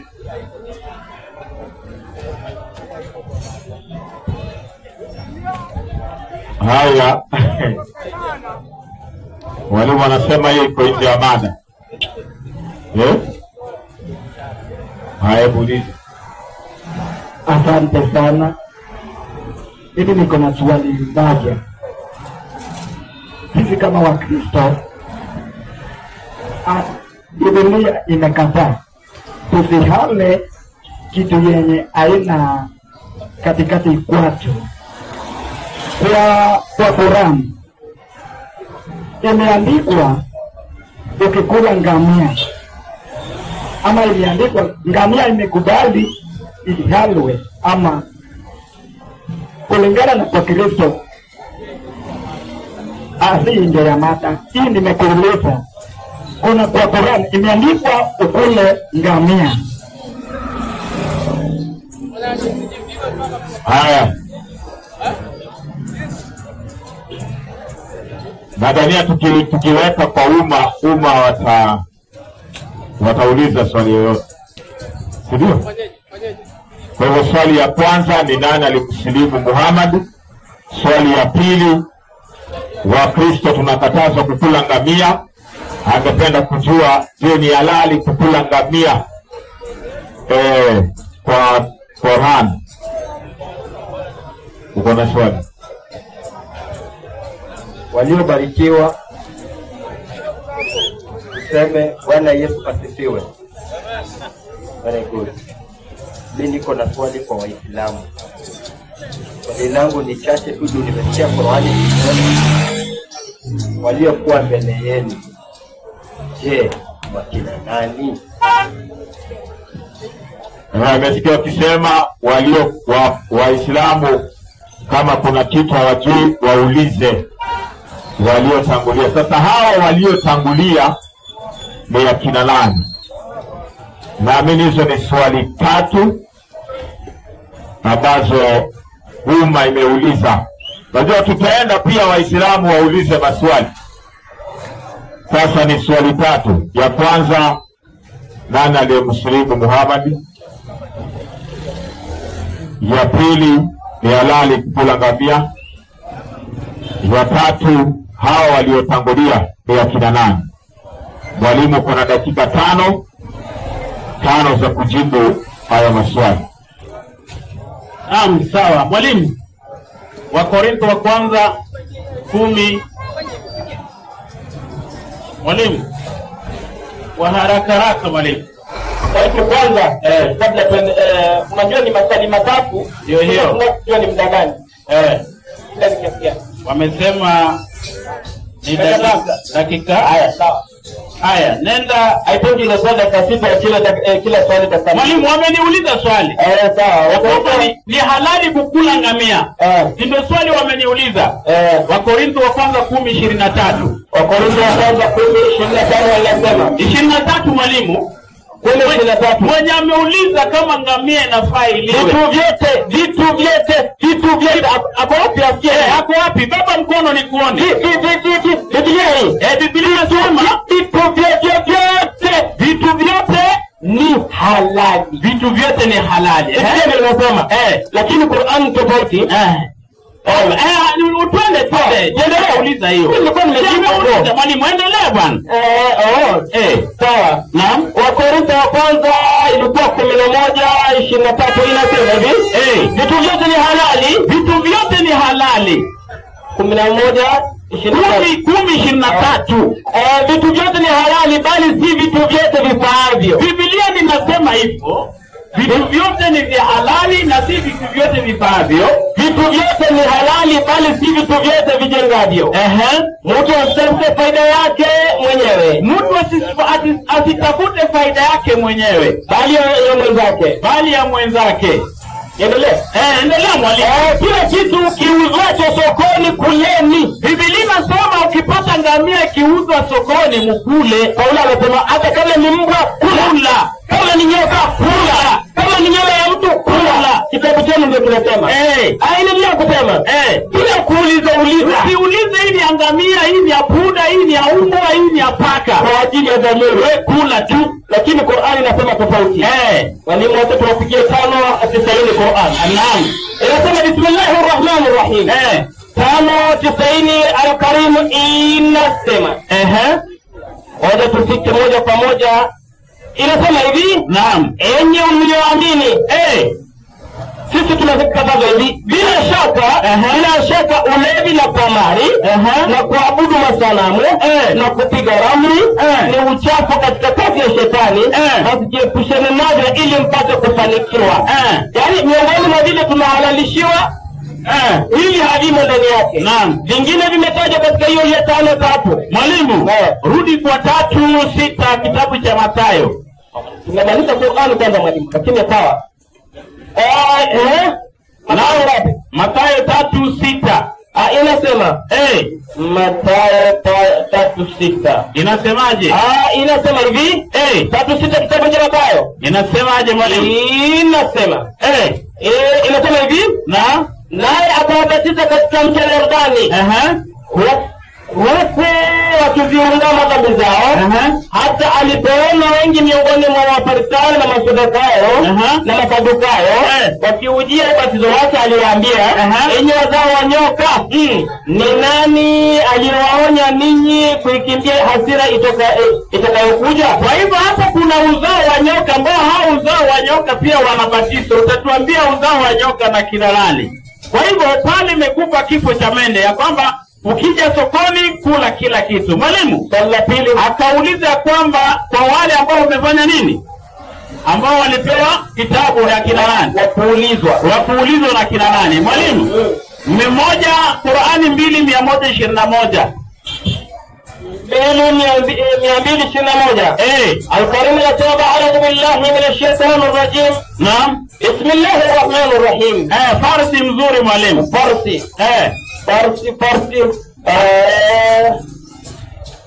mzuri mwalimu. 2:121. Inasema a'udhu billahi as-sami'il 'alim min hamdihi wa nafthihi wa nafthihi. Bismillahir rahmanir rahim. 2:121. Naam. Inasema bismillahir rahmanir rahim. Wale katika ahli kitabu, kuna ahli kitabu tuliowapa kitabu Taurati, tunaamini Taurati, Injili, tunaamini Injili, Zaburi, tunaamini Zaburi. Wakisoma hizo vitabu kama ipasavyo kukisoma bila kupotea tafsiri yake wala kutoa hili na kutia lile, hao ngoja nisimame. Hao huiamini hii Qur'an, wanaamini Qur'ani, wakasilimu. Hawa na kina nani mwalimu? Hawa ni akina nani? Nenda 3:64 mwalimu. 3:64 Al-Karim inasema bismillahir rahmanir rahim. 3:64 mwalimu. Inasema 3:64 Al-Karim inasema hivi. Naam. Sema enyi watu mliopewa kitabu cha Mwenyezi Mungu. Waliopewa kitabu cha Mwenyezi Mungu, Mayahudi na Manasara. Njooni katika neno lililo sawa baina yetu na baina yenu. Tulia. Kwa hivyo hili kitabu ni Mayahudi na Manasara ambao inatakikana wasilimu. Mpaka wasilimu. Walimu tumeongeza 62 ingekuwa vizuri. 2:62. Naam. 2:62 inasema hivi, sikiliza vizuri usijifanye asikie. Katika walioamini mitume ya zamani huko, na Mayahudi na Wakristo na Wasabai, yote miongoni mwao atakayeamini Mwenyezi Mungu sasa, kama anavyosema Nabii Muhammad, yaani mpaka uamini Mwenyezi Mungu sasa vile anavyosema Nabii Muhammad, na akaamini siku ya mwisho, na akafanya vitendo vizuri, basi watapata thawabu zao, watakuwa bora wao. Muda umeisha mwalimu. Wana bahati gani hao?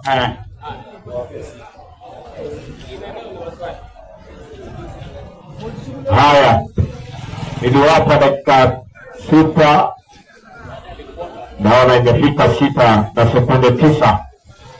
Sasa wacha nialike mwalimu wa Kikristo kwa dakika 3 za ribato.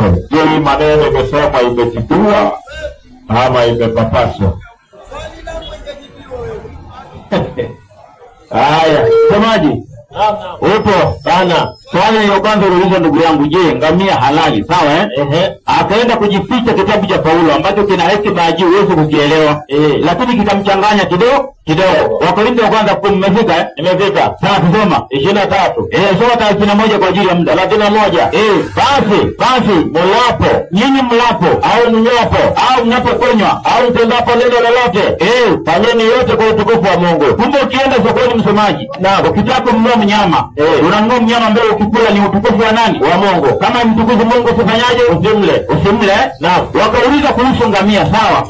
Akapiga kichochoro. Umefika? Nimefika. Walawi 11 ngapi? Walawi 11:4. Safi. Inasema pamoja na hayo wanyama hawa hamtawala katika wale wenye kuteua. Safi. Na katika wale walio na kwato, yaani mnyama mchafu zaidi wa kwanza ngamia, kwa sababu yateua, lakini hana kwato. Yeye ngamia ni najisi kwenu. Kumbe ngamia ni mnyama mchafu sana, najisi kwenu, chafu sana, najisi kabisa. Lakini tunaona juzi wanapita hapa kikundi, juzi walikuwa wanagawa hapa, watu walijibinafa, sawa? Mnyama mnajisi kabisa. Unaona alishanga mwalimu. Na kuna mwingine pia mnajisi kabisa, ameruhusiwa kula huko. Twende. Inasema na kwa sababu yote mnajisi kwenu, na ubari, kwa sababu yote lakini hana kwato. Achana na wewe msomaji. Na nguruwe, kwa sababu yeye anazo kwato, lakini ni mwenye miguu pasuka kati. Yeye ateui, yeye ni najisi kwenu. Weka pembeni mwalimu wangu.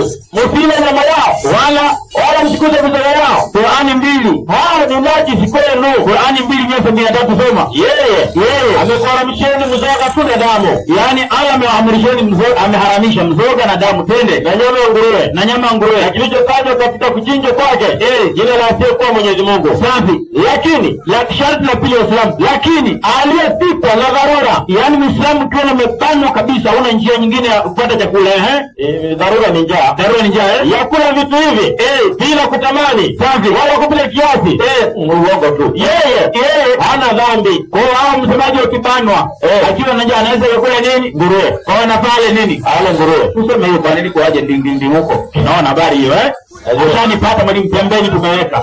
Nimeleta. Sawa mwalimu huko nipo. Wewe leo unakaa ndugu yangu. Kwa sababu Kristo ni makali. Hata yule msemaji wengine hela kwa walipo. Soma. Ibn Abbas Umar. Amesimulia, alimuuliza Jabir. Fisi mbiki. Fisi. Ni winda analiwa? Ni winda anafaa kuliwa katika Uislamu? Akajibu ndio. Kumbe fisi anafaa kufanyaje? Anafaa tuweze butchery za fisi hapo. Profesa Rakazi. Unajua fisi kweli? Mnyama mchafu zaidi. Kavenja. Mwingine huyo hapa. Nani? Mburukenge. Mwani taliza dule mkubwa. Alilia katika meza ya Mtume. Kumbe pia wewe na hii anafaa aliwe na Uislamu. Kwa ndugu zangu, sisi ndio waanze maandiko ya profesa jioni kwetu tuwafundishe. Haya mambo ni magumu. Tuwe vitu safi kwa ajili ya afya zetu na watoto wetu. Mwenyekiti, ndio nafika, sina mengi. Labda uchukue maswali sehemu nyingine, tutakuja baadaye. Haya. Kwa hivyo wameambiwa wakule ngamia, lakini Bible imekataa. Mkristo tusikuone umepanga line unaendea ngamia. Mkristo. Number 2, Mkristo tusione unaita Muislamu akusinzire ng'ombe urobeko anora marika. Haya, wacha tuende awamu nyingine ambaye tunaalika Muislamu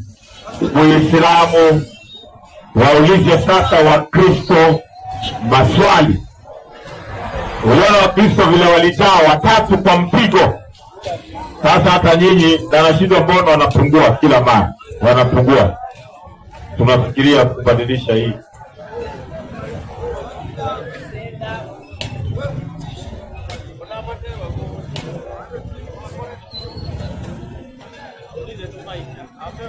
Amesema nimuulizie mahali Kristo ni dini.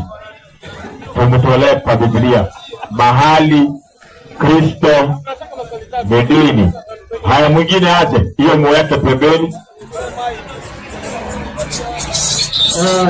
Naitwa Ibrahim. Swali yangu, wanasema Paulo ni mtume. Wanafunzi 12 ambaye walitajwa Mathayo chapter 10 verse 2 kama Paulo ni mtume ama nini? Anasema kwa wanafunzi 12 hakupwa na Paulo. Sasa aonyeshe mahali Paulo ni mtume. Hakika swali hili tuliuliza tatu.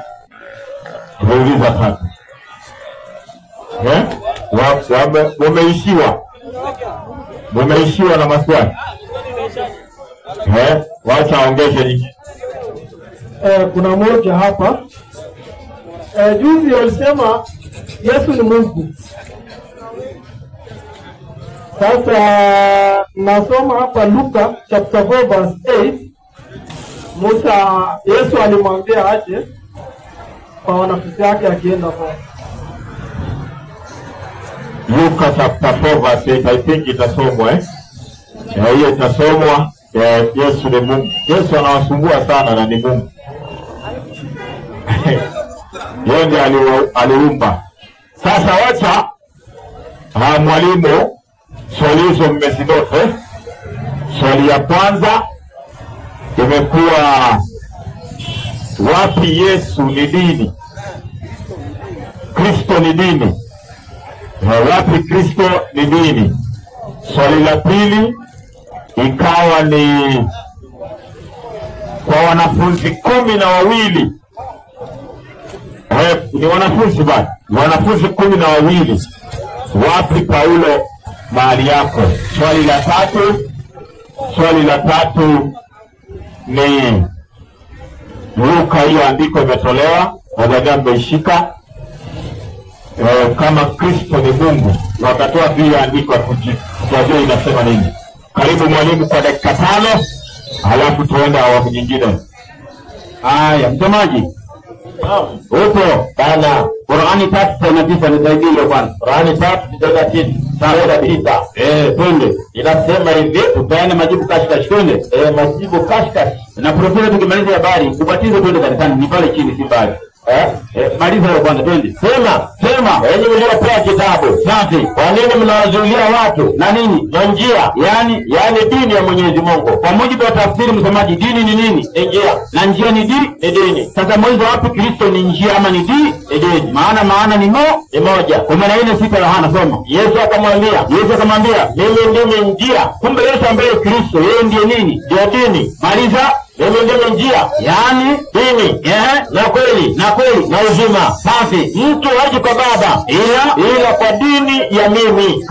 Kifo cha mende, kaburi la sau kabisa. Swali la pili ndugu zangu msomaji, alikuja huyo bwana jamaa yake akauliza sawa. Aliuliza kwamba wale mitume 12 Paulo je yuko ndani? Nipo. Swali jibu ni kwamba kwa wale 12 hayuko. Sawa Naam. Lakini Yesu ana mitume wengi, sio peke yake. Luka 11, sikiliza ndio hiyo habari. Luka 11. Wataelewa tu. 12 ni wale walikuwa wanatembea nao kila siku kwa kazi maalum. Twende mwalimu. Basi baada ya hayo, baada ya kuchagua 12, Bwana Yesu aliweka na wengine 70.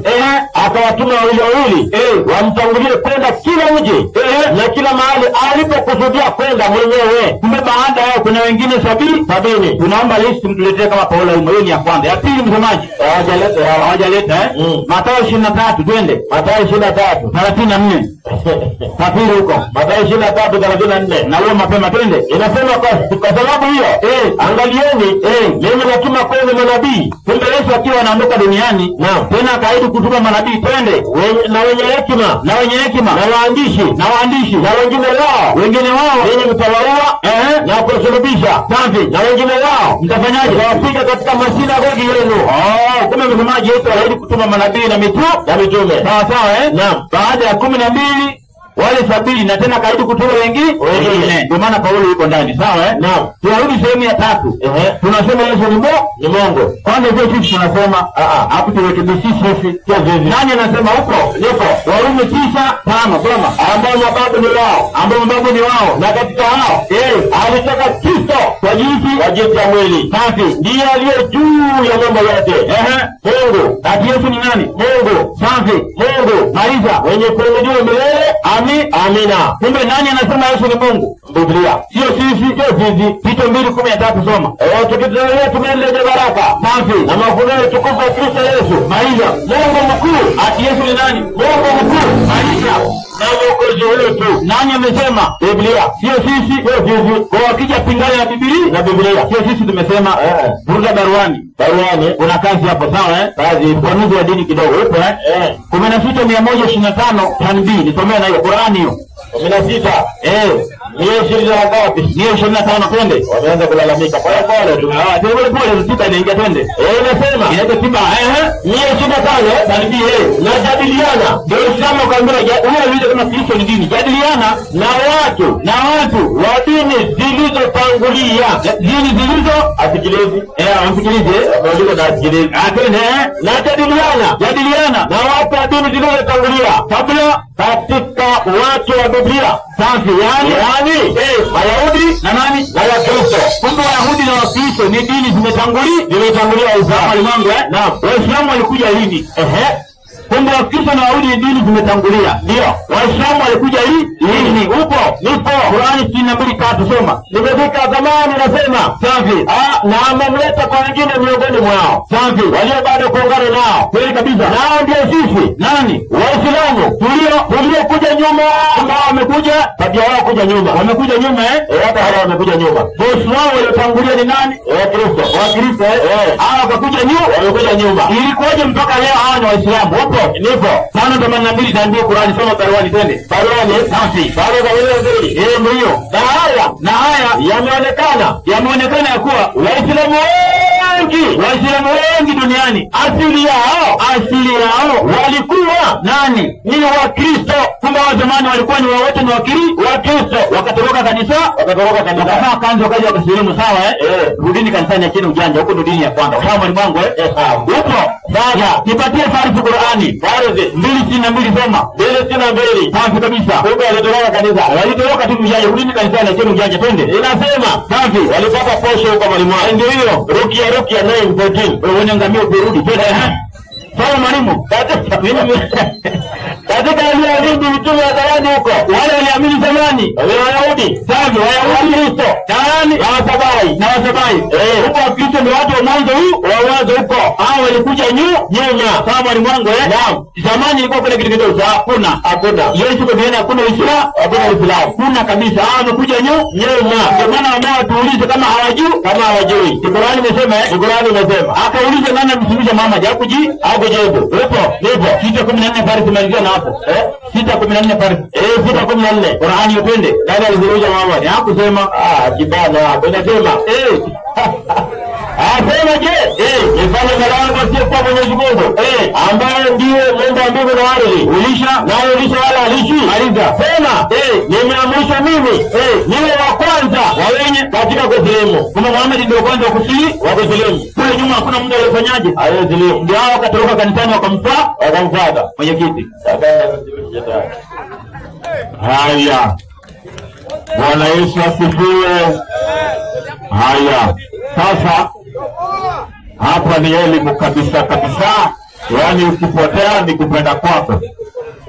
Ukiamua kupotea ni kupenda kwako. Kwa hivyo tunaingia awamu nyingine ambayo tutampa mwalimu wa Kiislamu dakika 3 pia naye aweze kuja na kuangalia mambo haya. Wangapi wanaelewa habari hizi? Unajua tunaweza kuwa tunaongea hapa na tunajiongelesha. Wangapi wanaelewa maneno haya? Dasara mugasi de sana. Sivyo? Wakristo tuliwaambia ukiona Muislamu usijikunje. Usijikunje. Simama karibu na yeye mwambie nimefika. Mwambie nimefika Vile sisi tumefika na tuko hapa bila uoga yote. Sasa tunaenda awamu nyingine, alafu ndio nitamwalika mwalimu wa Kiislamu kama ilivyo kawaida. Egasi ile la Koran pia ilizienda hivyo bila resources Kwa hivyo tunataka chenye uko nacho you support kazi ya Mungu. Na pia kuna TV hapo kwa YouTube, ukiingia wewe type End Time Loudkai TV, imeandikwa End Time Loudkai TV 2, ufinye pale ruru ikara mbagara, unaona maneno haya. Kwa hivyo tunaenda awamu nyingine. Kile uko nayo karikugula viburazi amazi gukunywa kandi mugamba kubazerandi waba kubanda mayoga abantu ne bahuna. Hiyo imekuwa kikapu yetu ya kila siku. Kwa hivyo chochote chenye uko nacho ukuje tulete hapa, tununulie watu wa Mungu maji. Asante sana, barikiwa. Banywa maji. Ile uko nayo njoo tuwekee mahali hapa. Pia wewe uhesabiwe watu wanapookolewa, pia wewe unahesabiwa kwa watu hao, na Mungu hawezi akakusahau. Wakristo, kile uko nacho tuwekee tu mahali hapa, kandi kunyuku mazi na makuta. Mazi na makuta kuzani piga bigirande kogenda kubirenge makutuli visiru. Kwa hivyo asante sana, asante.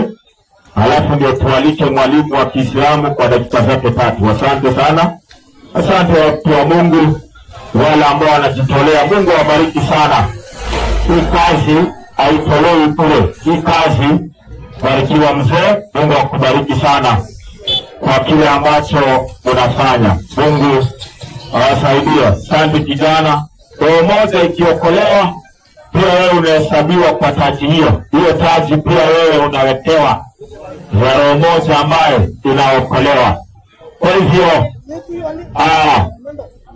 wacha nimwalike mwalimu wa Kiislamu wale mpe dakika 3. Wewe utasongea tu polepole ukiweka pale chenye Mungu amekusaidia nayo kwa dakika 3. Karibu. Mwalimu wangu, nadhani tusipoteze muda. Kwanza tuanzie pale kwa ile ngamia, alafu ndio hebu nisaidie kwanza na kitabu cha Ayubu 1:3 kwanza, alafu ndio 1:3 mwalimu. Yaani wanauliza maswali wanaruka mijini. Tuona nabii wa Mwenyezi Mungu. Ati Yesu ni dini. Unasema mwalimu? 1:3 Ayubu. Hali yake Ayubu nayo ilikuwa kondoo. Ilikuwa ni kondoo 7,000 na ngamia 3,000. Mwalimu. Na ng'ombe 500 na punda yake 500. Kwa hivyo mali ya miongoni mwa mali ya Ayubu ngamia ilikuwa. Nikikuja hapa baadaye ni kesho ama kesho kutwa mtuambie ngamia alikuwa anafanyia nini. Mwalimu wangu, Qur'an 22:36 inasema mwalimu. Nasemaje? Hapa ndio kuna maneno mwalimu. Nasema ngamia wa sadaka. Aliuliza hili swali hapa. Ngamia wa sadaka tumekufanyeni kuwa ni dhihirisho. Matukuzo kwa Mungu, kwa Mwenyezi Mungu. Ndio. Kwa hayo muna heri nyingi kwa ngamia. Ndio. Basi litajeni jina la Mwenyezi Mungu juu yao wanaposimama kwa safu na wanapoanguka ubavuni. Uleni katika hao na walishani waliokinai na walioombaomba. Yaani mtu akikuja aliomba zabio jana walikuwa na hapo walikuwa sawa kabisa. Walikuwa kula nyama ya mwalimu murudi. Ameulizwa dini. Wapi Kristo ni dini? Akakuja wewe Yesu ni njia. Nisaidie Matendo ya Mitume 25:19. 25:19 mwalimu. 19. Matendo ya Mitume 25. Ameuliza dini, yaani Yesu awe Mungu, Bwana nabii, tena awe dini. Kweli jamani, ndio niwaje hapa. Maandiko yanasema mpumbavu wa Kristo. Ndio wapumbavu jamani. Mwalimu. Ngapi? 25:19 Matendo. 25:19 mwalimu, nimefika. Inasemaje? Bali walikuwa na maswali mengine juu yake katika dini yao. Mwenye anaongea ni Paulo. Endelea. Na katika habari ya mtu mmoja Yesu. Mwalimu, kuna kitu umeruka. Inasema anza upya. Bali walikuwa na maswali mengine juu yake katika dini yao wenyewe. Walikuwa wanauliziana kuhusu dini. Na nini endelea mbele? Na katika habari za mtu mmoja. Jina lake Yesu. Paulo anayemtangaza kuwa nabii anasema Yesu ni mtu ama Yesu ni dini? Ni mtu. Anasema kuna dini na kuna nani? Mtu. Onyango na Kasina wanasema Yesu ni nini? Wamechanganyikiwa. Tuamini Biblia ama tuamini hao walimu? Tuamini maandiko. Mwalimu, kuna maushafu mengi sana waliyasema hapa. Muda tu ndio hautanitosha, lakini ni mambo mengi sana waliyataja hapa. Wanasema kwamba Paulo anapatikana katika listi ya mitume. Ana bahati huyu. Mimi na mimi huwa na kazi ya Paulo alikuwa hapa ya mende. Kesho ni siku na tuko hapa. Sisi hatuwezi kimbia. Tumepata mwalimu mwingine anasema ataingia kesho pia ataketi hapa. Tutakubatiza. Haya. Wacha niite mwalimu wa Kikristo tutangaze mada ya kesho. Alafu kwa sababu ya muda mwalimu wa Kiislamu asije dua, pia sisi tumalize nayo. Wacha tutangaze mada ya kesho. Haya, mada ya kesho isikize vizuri. Mada ya kesho, kati ya Allah na Muhammad, nani anaabudiwa misikitini? Hiyo ndio mada ya kesho. Kati ya Allah na Muhammad, nani anaabudiwa misikitini? Tekeni tu, kesho mko hapa. Nasikia kuna mwalimu mwingine amejiongeza hapa. Maana kila saa ni kudanganya watu. Allahu Akbar, Allah. Kesho nataka kujua ni nani hasa huwa anaabudiwa. Haya mwenyekiti. Asante. Mada ya kesho, kati ya Allah na Muhammad, nani wanaabudiwa hapa? Kesho. Mwalimu wa Kiislamu, karibu kwa dua. Naona muda wenu kwa umefika. Profesa.